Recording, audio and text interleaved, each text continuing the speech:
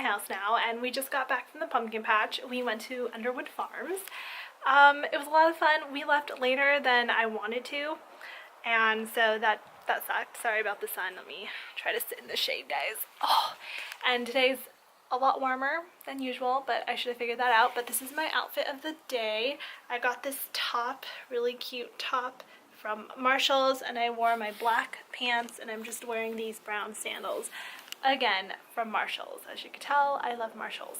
But these are the pumpkins we got. We got this white one right here, and then we got this sugar pumpkin, and yes, I will be making pumpkin pie with the sugar pumpkin. So that video is yet to come, so just wait for it. This takes a long time to cook, so sugar pumpkins, pumpkin pie, it's really hard to make, but I want to show you guys how to do it and how I do it.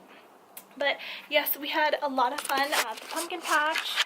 Olive got really tired and sleepy, so we came back here and she's taking a nap right now, and I'm gonna run a bunch of errands. But I don't know about this weather. I wanted to wear shorts, but I don't know. It looks like it's cold, looks like it's hot. I don't know. It like keeps changing, but whatever.